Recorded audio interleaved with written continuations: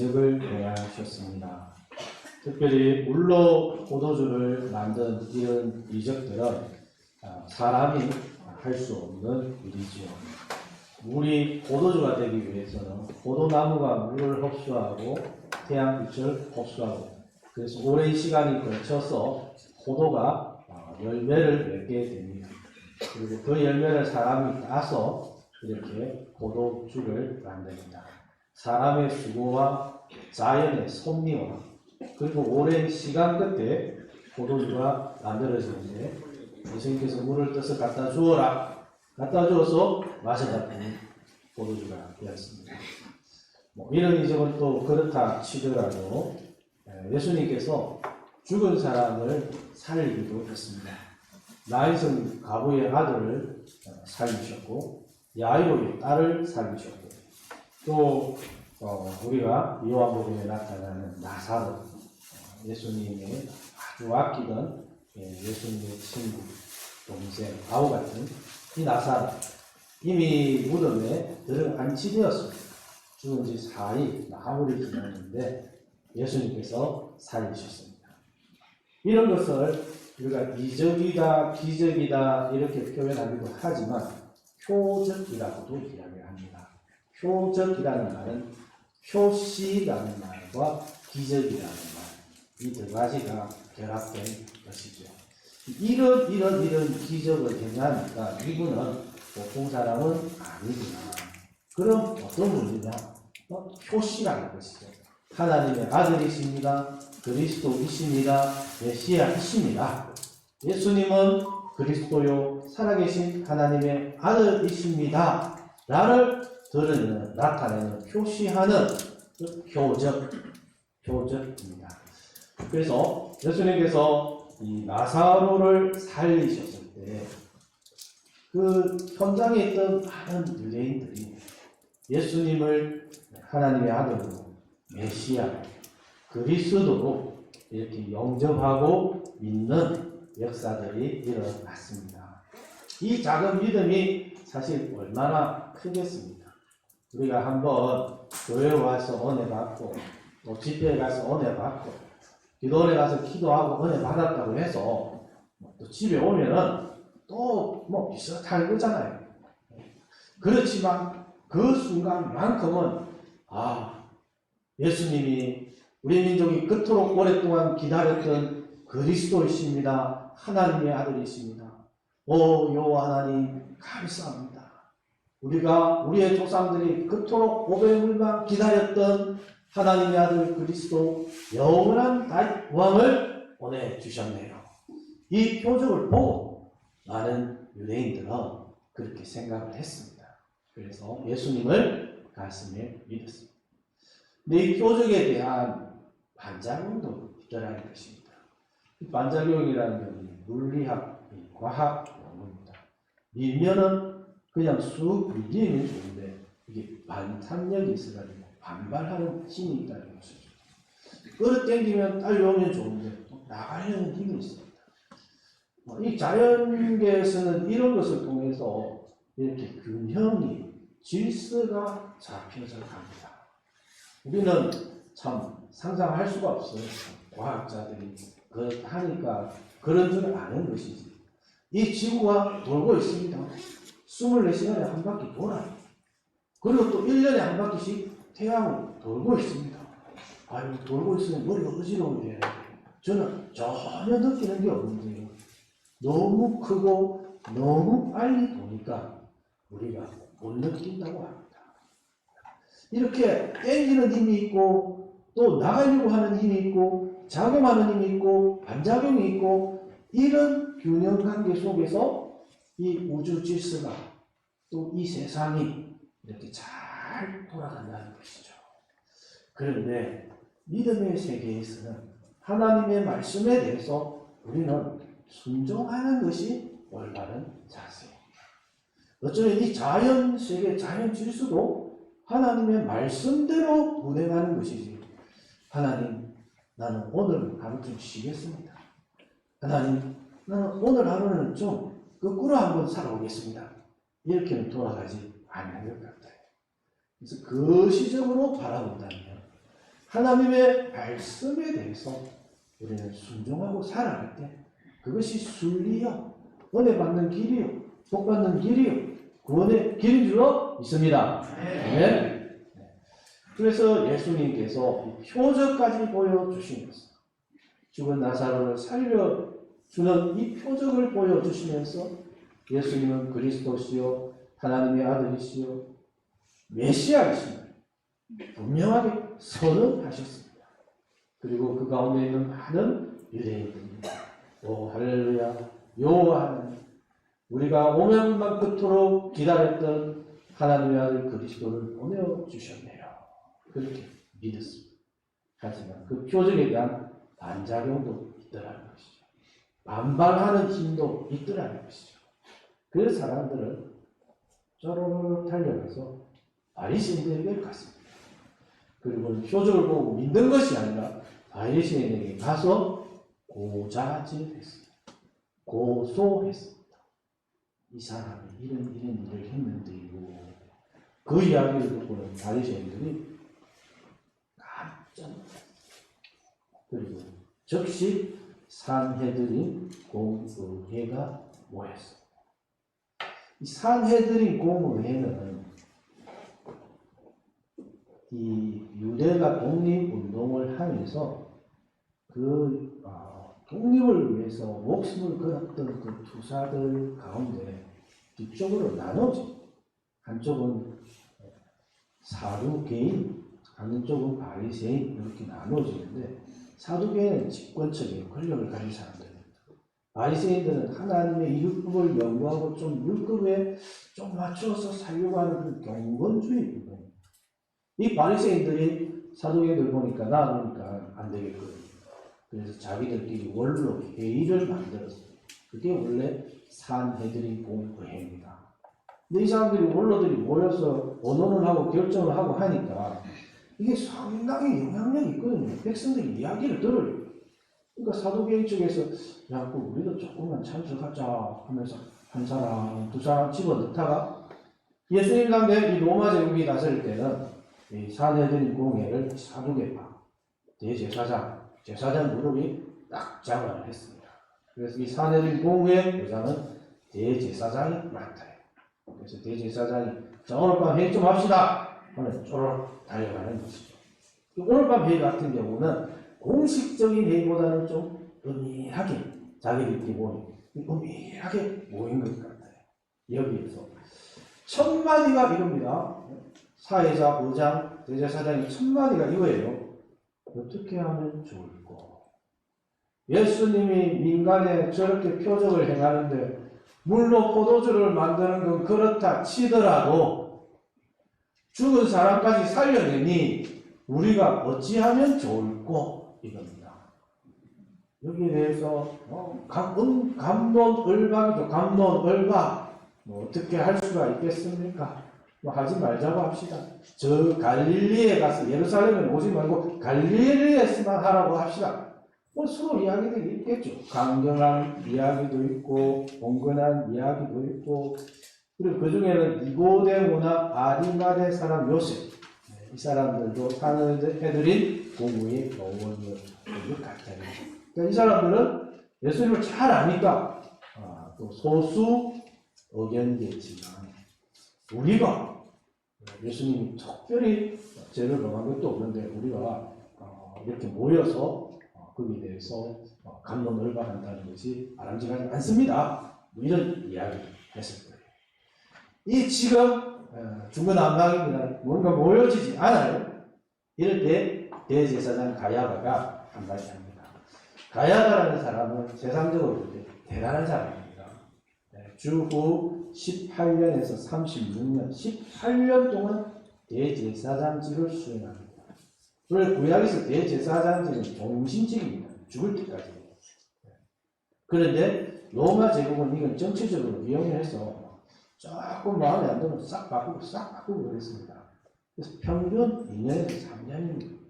18년을 했다는 것은 로마 사람들의 절대적인 전폭적인 신뢰를 받고 있었다라는 거죠.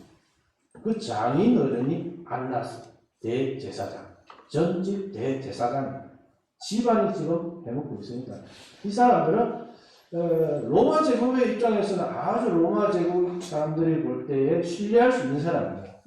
또 이쪽 입장에서, 유대인들 입장에서 볼 때는 어떻게든 로마 제국 사람들의 눈에 맞추어서 저 사람들 신기에 어긋나지 않도록 알아서 하는 그런 친로마 사람들이죠.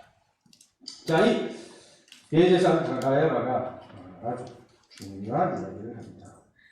49절에 보면 그 중에 한 사람 그 해의 대제사장인 가야바가 그들에게 말하되 너희가 아무것도 알지 못하는구나. 우리가 지금 중구난방할 필요가 없다. 지금 그 사태 파악을 지금 못하느냐. 지금 이런 이야기를 하고 있을 때가 아니다. 그러면서 한 사람이 백성을 위하여 죽었어.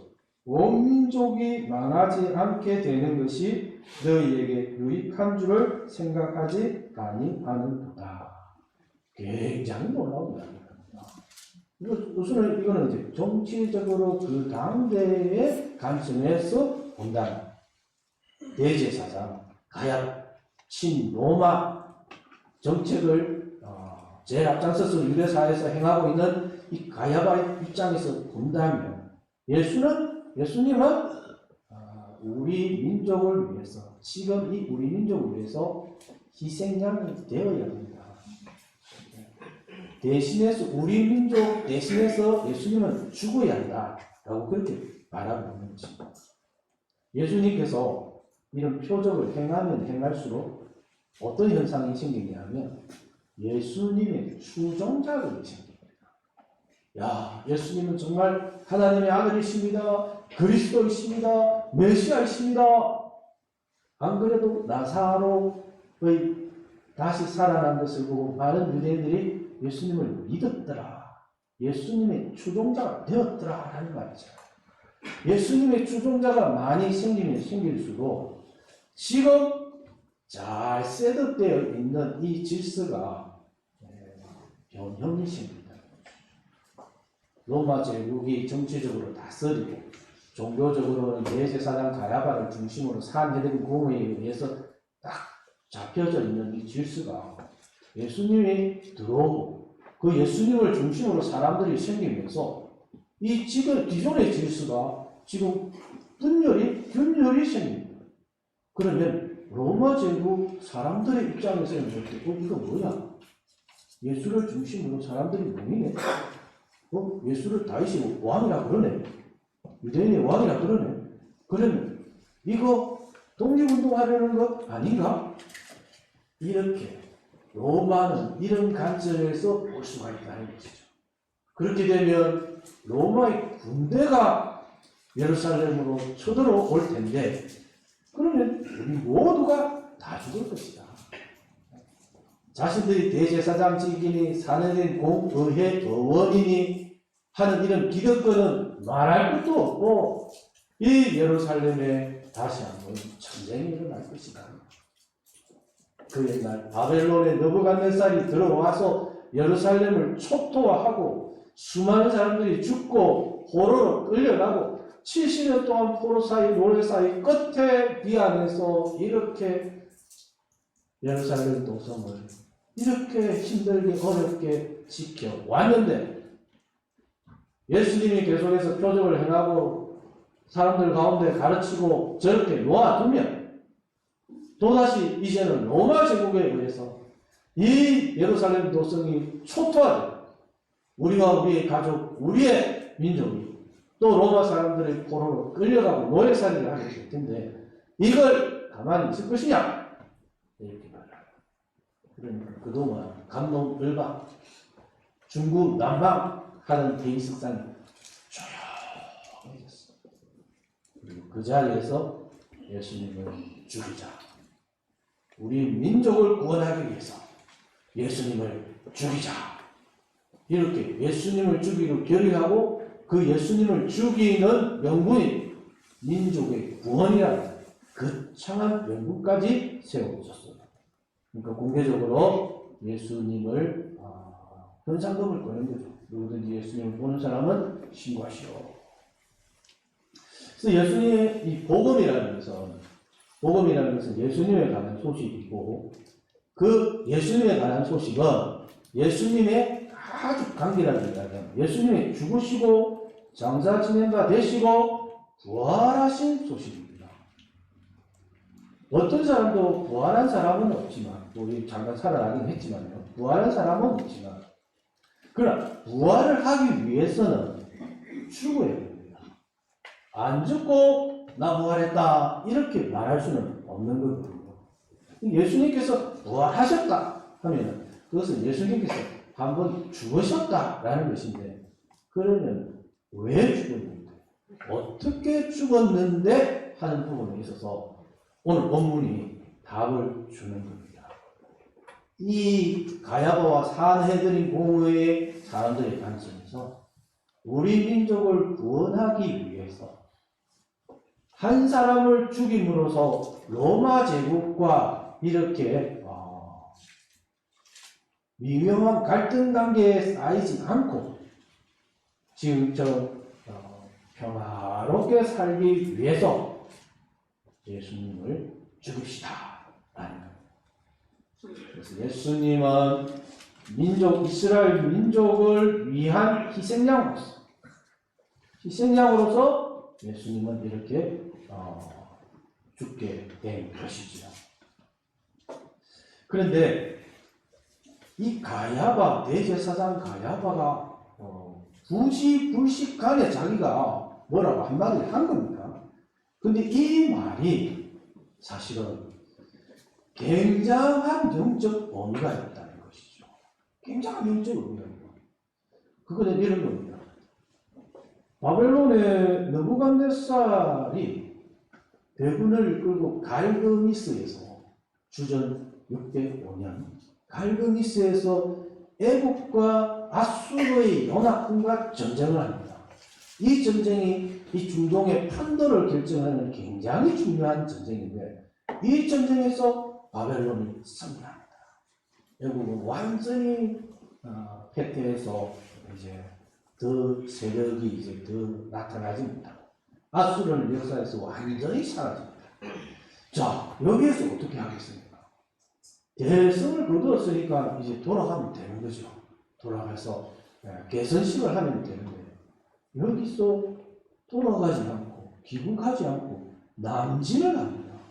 그리고 예루살렘으로 쳐들어와요. 주전 605년에 예루살렘이 공격을 당하고 수많은 사람들 다니엘을 비롯해서 사드락과 메삭과 아벤느고 우리가 잘 아는 에스겔 같은 선지자 이런 사람들이 많이 그때 끌려갑니다. 자, 이 일이 왜 일어났을까요? 이런 일들이 하나님의 간섭, 하나님의 섭리, 하나님의 역사하심인 줄 믿으시기 바랍니다. 느부갓네살이 갈까 말까 아니라 가보자 이게 아니라 하나님께서 주권적으로 역사하셔서 야 느부갓네살 너 가 이런 거란 말이에요. 바벨론이 망하고 페르시아가 들어서고 고레스가 침략을 한다. 이스라엘 백성들은 귀환해도 좋다. 가고 싶으면 가라. 그리고 그곳에서 성전을 짓고 싶으면 지어도 좋다. 성전에 필요한 자재와 물품이 필요하면 공급해 주겠다. 이걸 누가 이렇게 생각을 했을까요? 고레스가 이스라엘 사람들을 보니까 참 착하고 믿을만해서 유대인들에게 특별한 혜택을 베푼 것입니까? 그의 참모들이 이런 대제국을 거느리기 위해서는 이런 정책을 해야 됩니다 라고 했기 때문입니까? 이런 이유도 있고 저런 이유도 있겠지만 그러나 큰 그림에서 들여다보면 거기에는 하나님께서 역사하신 줄로 믿으시기 바랍니다. 하나님이 역사해 주는 것이죠. 그래서 이스라엘 백성들이 벌써 포로로 끌려가기 전에 포로로 끌려갈 것이고 그 기한도 70년 포로살이 할 것이다 라고 이미 예레미야 선지자를 통해서 예언하고 있습니다. 하나님께서 결정하셨고 하나님께서 기한을 정하셨고 하나님께서 때가 되면 사람들을 이용하셨어요. 섭리적으로 역사하는 줄 믿으시기 바랍니다. 바로 이런 관점에서 대제사장 가야바가 한 말을 들여다봐야 된다는 것이죠. 가야바는 한 사람이 백성을 위하여 죽어서 온 민족이 망하지 않게 되는 것이 너희에게 유익한 줄을 생각하지 아니하는도다. 한 사람이 죽음으로 온 민족이, 온 백성이 고금, 세대, 이 지역과 공간을 초월해서 수많은 사람들이 망하지 않게 되는 것, 구원 얻는 것, 이것이 유익한 일이다 라고 이야기하고 있습니다. 대제사장이란 하나님의 뜻을 백성들에게 전달하는 중보자 역할을 합니다. 그래서 대제사장은 우림과 둠밈이라는 판결 분패를 잇고 하나님의 뜻을 전달하는 사람입니다. 특별한 사람이죠. 바로 이 특별한 사람이 산헤드린 공의회라는 특별한 이 모임에서 특별한 말을 하는데, 중요한 것은 지가 무슨 말을 하는지 지도 사실은 모르는 거예요. 자기는 전체적으로, 경제적으로 우리가 이대로 놔두면 곤란하다. 우리 기득권도 물론 어려워지고 또 이 땅에 로마 군인들이 쳐들어올지도 모르고 예수님 그냥 죽여버렸어. 이제는 더 이상 이런 문제 가지고 골머리 쓰지 말자 이렇게 했지만, 실질적으로는 예수님은 바로 죽으시기 위해서 이 땅에 오셨습니다. 우리의 죄값을 대신 감당하기 위해 이 땅에 오셨습니다.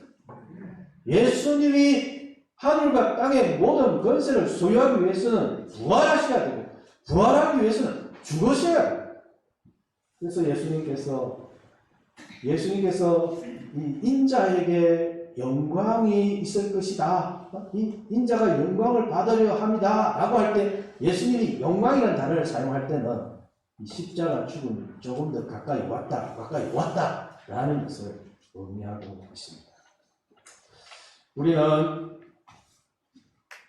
예수님께서 우리의 모든 죄악을 감당하기 위해서 십자가에 못 박혀 죽으신 줄 믿으시기 바랍니다.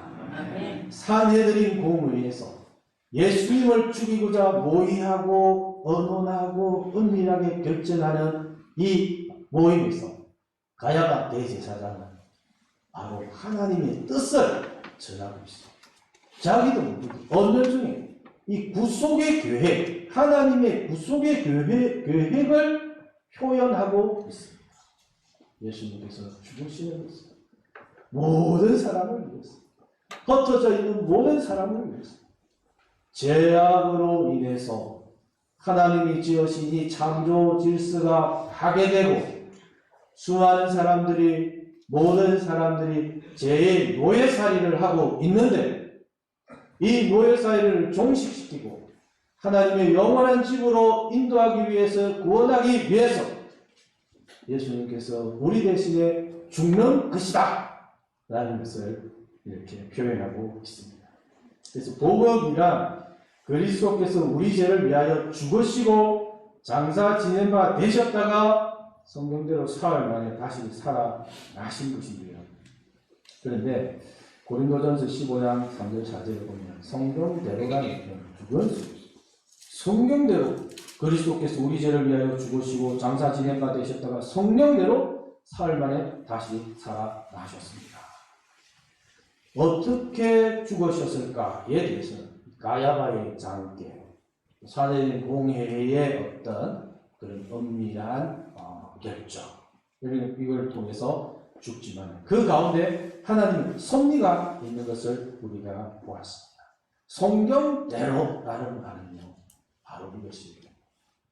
이스라엘 백성들에게 약속되어져 있는 것은 이 포로살이에서 귀한 하늘고 예루살렘 도성을 차지하게 될 것이다 라는 것뿐만 아니라 다윗 왕을 섬기게 될 것이다, 그들에게 다윗 왕이 나타나게 될 것이다 라고 그렇게 약속하고 있습니다. 근데 이스라엘 백성은 그 이후로는 다윗 같은 왕이 나타나지 않습니다.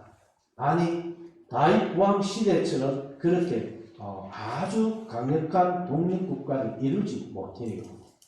바벨론의 통치를 받다가 그 다음에 또 페르시아의 통치를 받습니다. 그 다음에 또 그리스의 통치를 받죠. 그 다음에 또 로마 제국의 통치를 받다가 주 70년에는 완전히 사라지는 것을 볼 수가 있습니다. 다윗 왕이 나타나지 않아요. 그런데 성경은 이스라엘 백성들이 바벨론의 공격을 받고 끌려가서 고노살이를 하지만 70년 뒤에 다시 돌아올 것이다라는 하나님의 구원의 약속이 있고요. 다윗 왕의 통치를 받게 될 것이고 이스라엘은 다윗을 섬길 것이다 라는 그런 약속도 있습니다. 이걸 어떻게 볼 거냐 하는 점이죠. 그래서 구약 성경에는 성경대로라고 되어 있는데 이 구약 성경에는 이 메시아에 대해서 고난받는 종도 있고 또 영원한 이 왕의 모습도 있습니다. 이런 부조화, 다윗 왕 같은 경우는 영원한 왕의 모습이죠. 고난받는 종. 이것이 어떻게 두 개를 믹서시켜서 하나로 통일할 수 있을까? 이것이 사실은 유대인들의 숙제예요. 이걸 해석할 방법이 없었어요.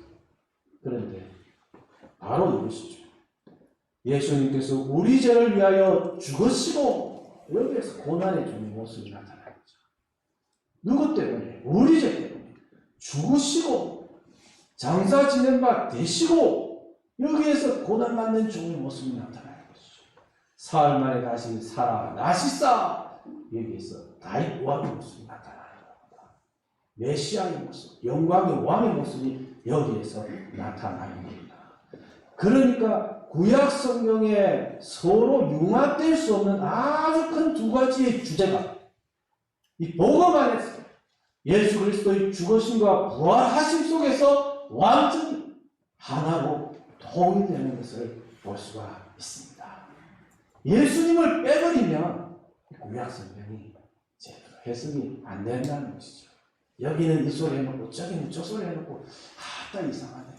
옛날 책이고 오래전 기록이니까 막 이렇게 해석이 안 되는 것도 있는갑다.